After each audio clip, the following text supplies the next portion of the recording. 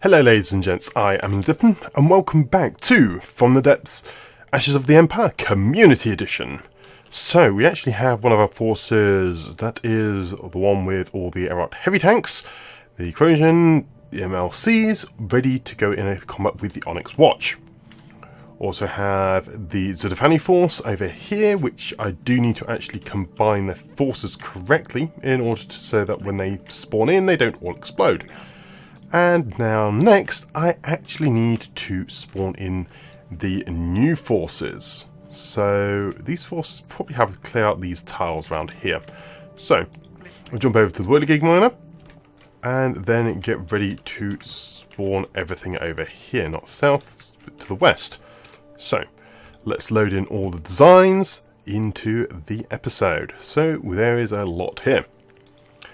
So the basilisks, those we've already had in, so it's just now a lot more expensive designs.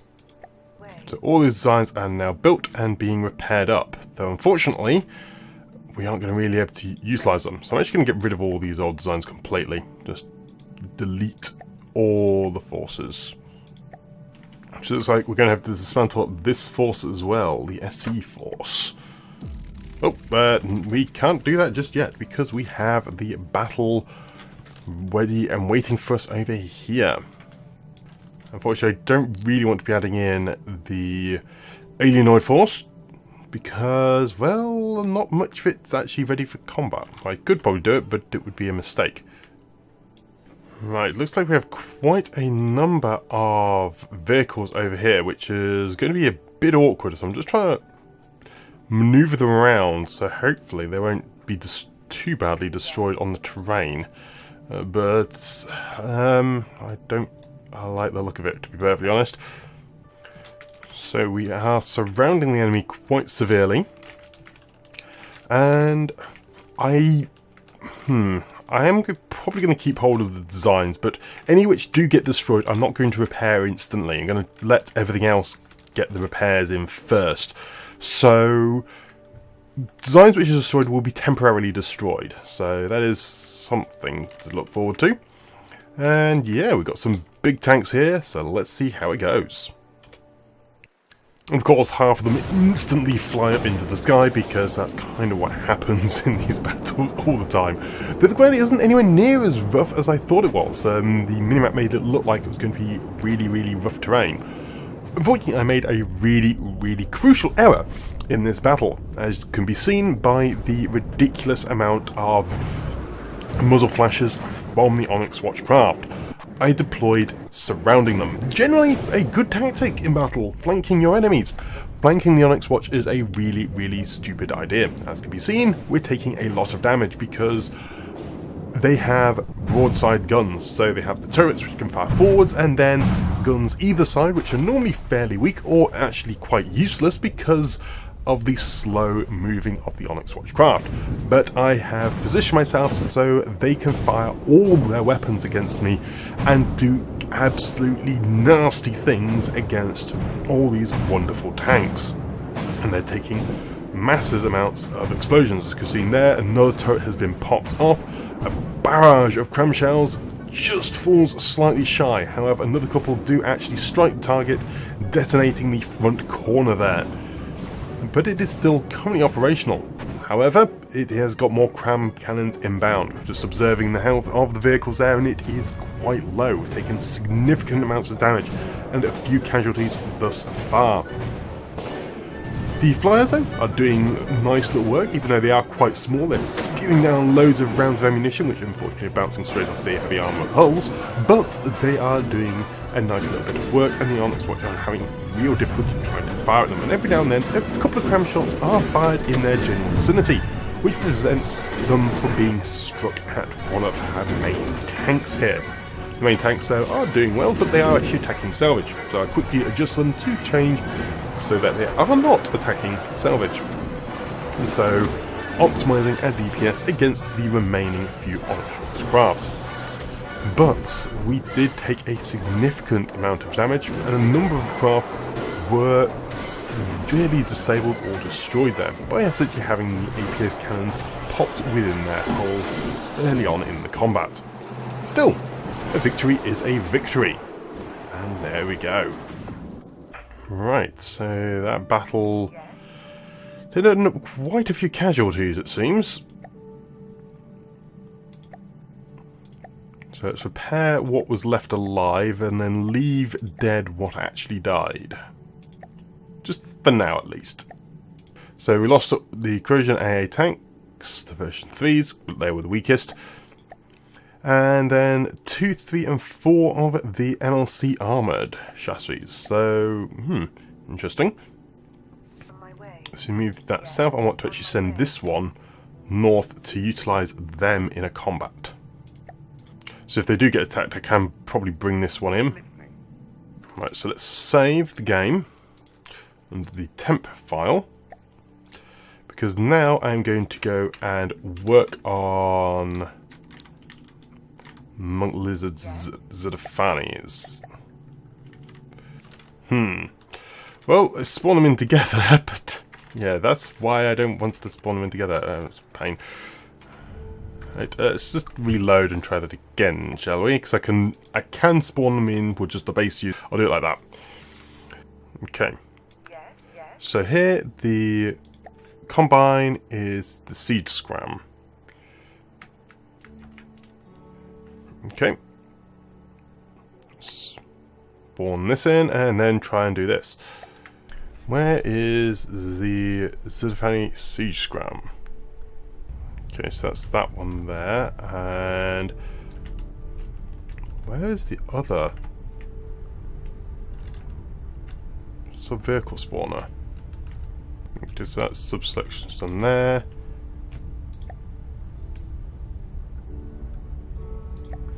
Excellent.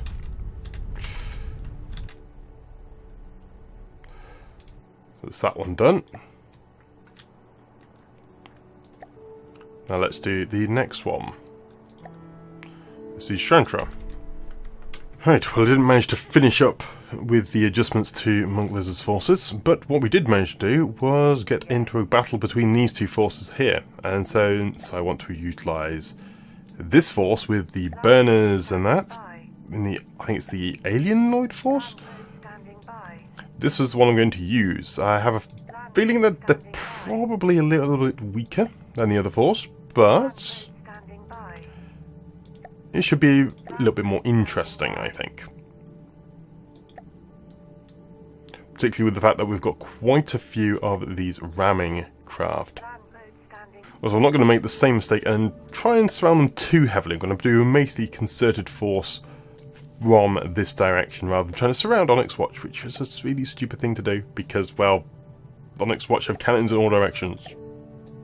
So it was a very, very silly thing to do. So we have an interesting little array of lots of small craft with the Onyx Watch all facing in the wrong direction. So that should give us a little bit of an advantage initially. But let us see how much it gives us. Yeah, so nice little advantage, which is quite good, because much like from the previous battle, it means we're not going to be bombarded from all directions. A big barrage fires at one of the tanks, which does hit it slightly, but it's fixed for, well, it's forward-facing armament. Does make it move back a little bit, since it fires and recoil pushes it behind, which is quite cool. Little blitzers there running in, and the laser ones, again, not actually doing too much damage and actually ramming into the target. Also, some of the other tanks deciding, let's carry on and just do the ramming. One thing I did not consider, we have that nice little bomber, the Grey Talons-esque little bombing blimp, which is throwing loads of magnet bombs down, and they have no friend or foe. They are happily exploding on all our vehicles, which is a bit worrisome. Admittedly, they don't instantly hit, but our vehicles are moving around and just driving through them quite readily. What is cool though, the little bombs are skimming along the ground and actually destroying the wheels of the Onyx Watch, preventing them from moving. See there, they're moving along, and then some of them end up hitting the wheels, some just pass straight underneath the craft, but some do hit the wheels, and that's preventing them from moving. I think it's the grain train is currently trying to aim at something. I think it's currently stuck trying to aim at stuff, but we now have the Nice little ramming craft here, which seems to have like it stopped, so I just make sure to move, and there we go. Skims straight underneath the Onyx Watchcraft, tearing out the underside of the hull there, doing an awful lot of damage for just a very small little design.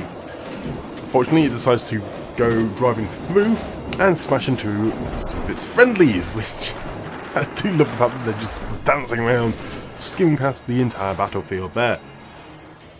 Predator tank and the Thunderer staying at long standoff range, but don't seem to be contributing much to the combat at this time. It does seem to be mainly the smaller craft and everything going in for the kill, even though it's taking a lot of damage against those close-in cram cannons.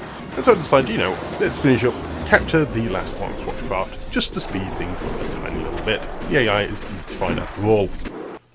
So, out of the Alienoid force, we actually didn't lose anything. Everything took quite a lot of damage, but it all survived, which is really rather nice. We also managed to capture the Onager, which is another nice amount of resources into our force there, which would be very, very nice addition.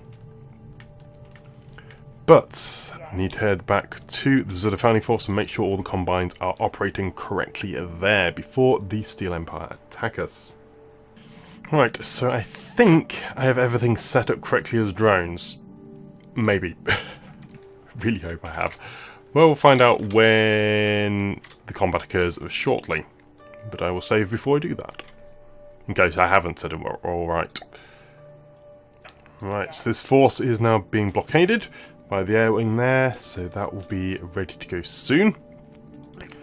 And I've got rid of all the Steel Empire combat force there, so this slot should be ready to go into combat once this all gets prepared up, though it's consuming resources at an alarming rate.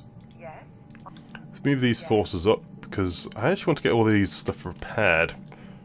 If possible, send the Manticore force against this tile, and then actually send the Alienoid force against this tile here. Be a bit more interesting, that's for sure. Right, there's the Zudafani force. Let's get ready to go against this 5th Air Wing. Good. So I have actually set up the drones correctly. I haven't actually been doing that correctly with Chardon's designs, have I? Oops. Well, this force should be a little bit more interesting anyway. And hopefully they won't all instantaneously explode this time. So what are we facing? We're facing Nebel, Kingfisher, Brushcutter, Hadron, Hexer. Oh, that should be fun. And an Orion. Okay. We've got a lot of tanks. The bulk of the Zudafani forces here, which is really good. And keep a few of them more in a reserve position, I think. Something like that. And let's jump on to the Heshman myself. Yeah, it's really choppy with the size of this force, but look at that. That is an amazing group of forces. Just observe a little bit from here at the beginning of the battle. And yeah, it is a little bit slow initially because, well, that is a lot of forces there. We have a huge number of forces here with these Zudafanis.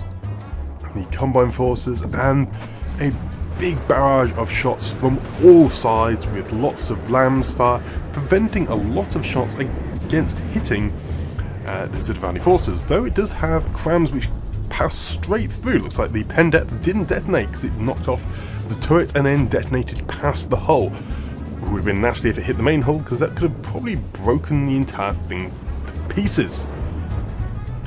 The Hadron there moving in for close quarters combat, ready to fire its particle accelerator, and our own particle accelerator with the more dragon type face there is also lining up for various shots. Though the battle is progressing fairly slowly and being very cinematic with the projectiles flying through the sky from both factions. The number of shots though from our forces isn't particularly high at the moment, which does indicate the DPS of this force is a touch lacking. However, the enemy have all been disabled, and that is a very crucial point. So, although the killing ability of the forces might be a little bit lacking, possibly due to the range of the combats I have them currently engaged in, the fact that they are able to disable their targets and not take much retaliation fire is very useful, because that is actually a very, very important task. If you're able to disable enemies very quickly, it is actually very, very useful, because it allows you to completely annihilate them at your leisure. If you were able to destroy enemies fast, that is good, but if you carried on destroying enemies a lot slower than, say, able to destroy about 4 enemies, it means that the rest of the enemies would be able to keep on killing you and hurting you, whether if you just managed to disable all in one go. If that makes sense. It should do. Excellent, the Zidafani forces did rather well there. They did lose a lot of resources though, so although they won the battle, they did also consume quite a lot of materials in order to achieve that victory. So I think I might get all of these designs repaired as well, because I still also have this Twin Guard force, which I am now going to scrap, with some really ancient designs which did really well, like the stake and various other things in there. Also these E50s. These E50s have been around since right near the start, when I deployed them, well, as a new force all on their own, so they've done well. Good. And can scrap you again. There we go, that's another 200k materials to basically completely, utterly be consumed instantly by the forces. Oh, and looks like the Zidafani forces actually decided to go and attack HQ. Just make sure you topped up with fuel, and then go in for the kill. Ah, yes, you're... And you're not going down to defend you anyway. I cancel that because I want to get right in close, because the Bashers are best close in range. This is blockaded 20 seconds, so this looks like this battle actually isn't counting down yet, which is a bit weird. Okay, so that blockade is now occurring as well, and battle begins? There we go, battle begins. Alright, so this is actually the battle against the base, the Goliath, and all of its surrounding things. ICBM facility, command center, yeah. So we've got ICBMs, we've got the works here. This is going to be an incredibly slow battle. I actually won't do the next battle because I have a feeling this one is going to take so long. Because, well, actually I could probably run it around about 3 times speed, but it's going to take so long recording because it's going to be running incredibly slowly, because I keep the graphics settings relatively high for playback purposes, but I then, you know, speed everything up. Probably 3 times playback speed, actually. Yeah, that would work. Do a big semicircle around like here, and then a few right at the front. And now these ones are going to take... I'm aiming to have these groups at the front take the brunt of the assault and essentially act as cannon fodder. Because, well, we need some cannon fodder in this combat. Spawn in the land and get ready for the combat. So let us begin. Just to give an indication of how large this battle was, I had to actually increase the limit. We are now at 111.6k. It was actually only around 111. So, yeah, I'm over the volume limit. So that's kind of crazy, because this was a crazy battle anyway. So, the ICBM facility... Okay, so it's got several nukes. And what appears to be missiles as well. Goliath, which doesn't look like it's spawned in correctly, but whatever. And then another ICBM facility over here. Yes, that looks like the case. Right, that's going to be a lot of Polaris missiles coming towards us. That could be very, very messy indeed. Also looks like there's another Polaris in this force. Okay, well, let's unpause and see how it all goes. I'll try and keep up with what's happening, but I know for a fact I will not be able to. And yes, there is a lot going on in this battle. This battle is absolutely immense. It is one of the largest battles I've actually had in From the Depths. I think it is actually the largest battle I've ever had in From the Depths in an actual campaign setting. I think I've faced off other designs in much larger forces, but still, it is a very big battle, as shown by the huge number of projectiles flying in from both sides. And now just observing one of the missiles, the ICBMs, moving in for the kill, which bounces harmlessly off the hull. It doesn't seem to want to detonate against the sub-vehicle there, which is very odd. I don't think it takes collision damage or something. The other one, though, does detonate. So, I pause the game and just observe what on earth the mess there, and see it blew up and it completely ripped the left arm of the Combine there, and the other one decided to then detonate as well, completely and utterly annihilating the entire craft.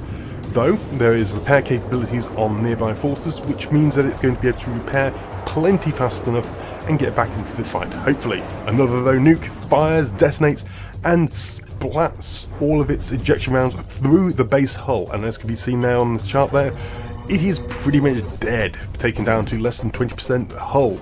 A couple of more nukes detonating, and more components and more ejection shells going in all directions, though I think some of those are from our own forces, our own tanks, ejecting rounds to prevent the turrets popping, though I think being hit by 3-4 nukes, it is a little bit late for ejection at that point.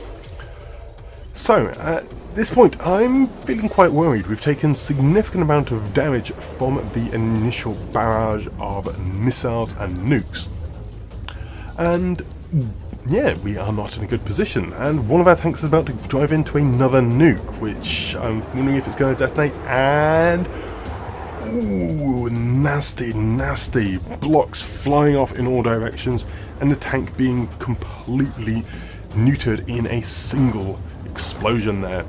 Not destroyed, and I think it's probably got enough components to be able to repair itself, but I decide, you know what, I've probably got to jump in and help capture some of these forces. But I decide, you know, maybe what, we'll stay off for a little bit. This is a big battle. Let's just try and observe what's going on, and if we lose, we do lose a lot of forces, but it is part of the game just to observe the glorious destruction of both forces here. But I end up deciding that, you know, capturing a few bits of opportunity would be great, so I jump into this vehicle here, because I know exactly where the AI is, shoot and capture it in a single shot with the grenade launcher there, which does save a lot of time in the long run with the battle. Some of the Combines are having a little bit of difficulty with their repair and aiming capabilities, but otherwise they are doing very well, able to weather the storm of barrage of missiles and all sorts of fire very handily. And again, I decide, you know what, let's try and capture the Goliath, and also just to have a good look around the thing. So it's going to be a tour, very large, because, well, I'm looking around for the AIs, but see, looking around, and it's, you know, I was probably going a little bit too quick to really observe how things are going, but there we go. So I find the ammo stores and decide at this point, you know what, let's just blow the whole thing up, blow up the ammo stores, jump up here, and then I also get myself shot and injured. But I come back shortly and decide to take out the turrets, popping a couple here, and then also another one here. And this really nukes the effect of the Goliath as a combat vehicle, though it's just a huge block of mass, which is its main defences.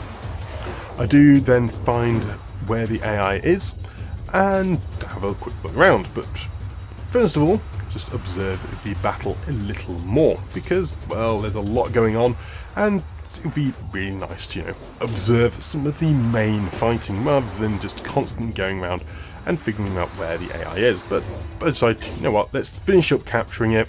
It is now mine. Let's pull it out of play and then move on to the next part of the battle, where the enemy actually get a new set of reinforcements. 3 new vehicles come in and to attack, which, considering the state of our forces, is actually quite bad, because that is really going to really hamper us in the near future with those new designs.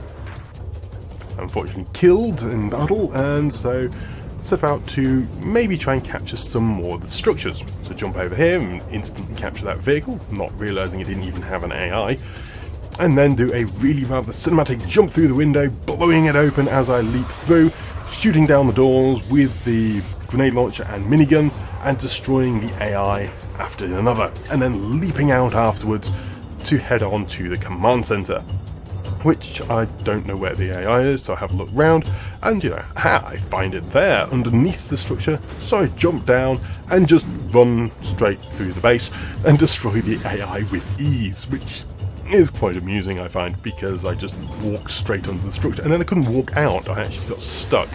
One of the ICBM silos is also nearby, so again I decided to, jump in, capture it, and essentially speed up the process of that destruction, because although it is being bombarded from all sides by the our forces, it is taking an incredible beating, and it just took, well, capturing things just speeds up the process considerably. And that's essentially the case for a number of the captures I do in this battle, just to speed things up. And again, just jumping over to another vehicle, blowing up the turret, which is quite easy because it has lots of explosive components, and then finding where the AI is, shooting my way through it and capturing it again with a few well-placed grenades. And then finally, the last couple of designs, I also decided to, help out, try and capture, but I get killed in the process. And so, just observe the last couple of designs being destroyed by the combined Zudafani forces here, made up by multiple designs. Very nice indeed.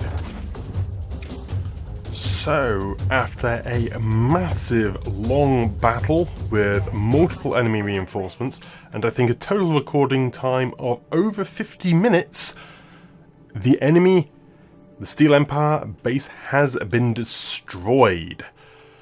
We took quite a significant amount of damage, but not too many casualties, so I did start capturing towards the end, well, partway through the battle, because it was taking so long. So we'll actually get these resources back. So we get the Kingfishers, so that's good there. The Bear has another 24k materials, which is brilliant. We did actually capture the Goliath, which is worth a nice 90k, which is awesome. The Scarab also captured there, another 21k, which is brilliant.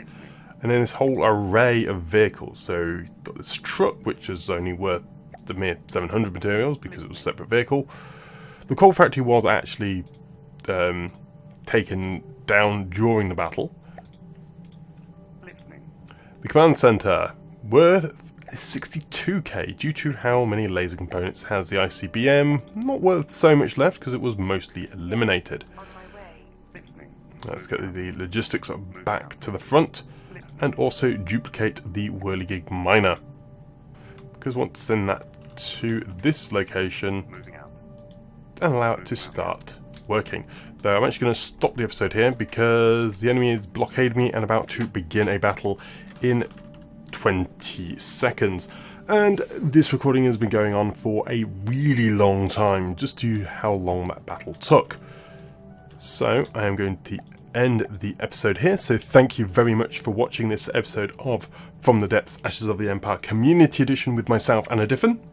If you did enjoy the episode, please leave a like and or comment below, as it is always great to hear from you lot. Also, be sure to check out the rest of my channel for more From the Depths videos and other games. And also swing by my Discord channel for more direct interactive chatting. Otherwise, that's going to be it for me for now, and I shall see you next time. But until then, I'm out. Goodbye!